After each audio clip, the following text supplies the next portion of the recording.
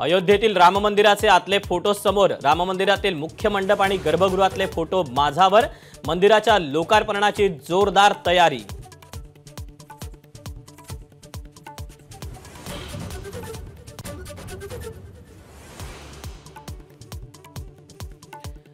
देवगिरीवर नवाब मलिक आणि अजित पवारांच्यात भेट, मतदारसंघातील प्रलंबित कामांबद्दल चर्चा झाल्याची माहिती।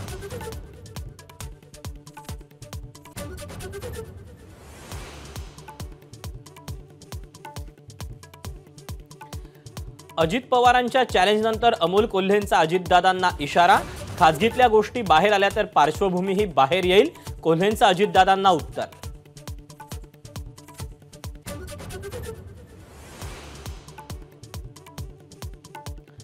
अमोल कोल्हेंचं अजित पवार गटात सहभागी होण्याचं शपथपत्र मी स्वतः पाहिलं, अमोल मिटकरी यांचा मोठा दावा।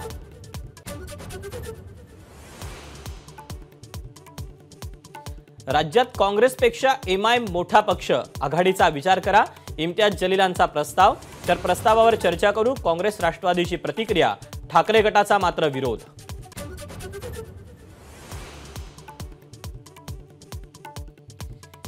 जितक्या जागा शिंदे गटाला तितक्याच जागा अजित पवार गटाला मिळाव्यात, छगन भुजबळांची मागणी, समान जागा वाटप करण्यासाठी अजित पवार गट आग्रही।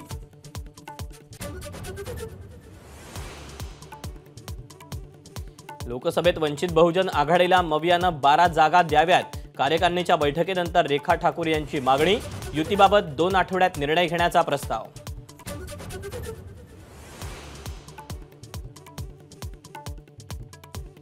केंद्र सरकारच्या लेखी उद्धव ठाकरे व्हीव्हीआयपी नसतील, गिरीश महाजनांनी ठाकरेंना डिवचलं, तर बाबरी मशीद पडली तेव्हा तुम्ही कुठे होतात, अंबादास दानवेंचा पलटवार।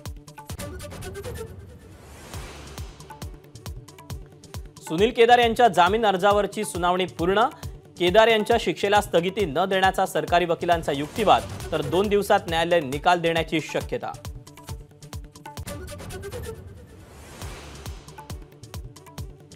मागासवर्ग आयोगाच्या नव्या निकषांची एक्सक्लुझिव्ह माहिती एबीपी माझाच्या हाती, मराठा समाजाची सामाजिक आर्थिक शैक्षणिक स्थिती 2008 नंतरच्या आकडेवारी आधारे तपासणार। नवी दिल्लीतील इस्रायली दूतावासाबाहेर संध्याकाळी सौम्य स्फोट, घटनास्थळावर इस्रायली उच्चायुक्तांना उद्देशून लिहिलेलं पत्र देखील सुरक्षा यंत्रणांच्या हाती।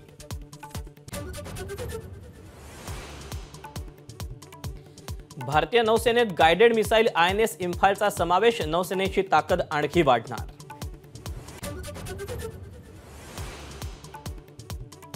उपमुख्यमंत्री देवेंद्र फडणवीस यांना जपानच्या कोयासान विद्यापीठाकडून मानद डॉक्टरेटची पदवी प्रदान, मुंबई विद्यापीठाच्या दीक्षांत सभागृहात सोहळा पडला पार।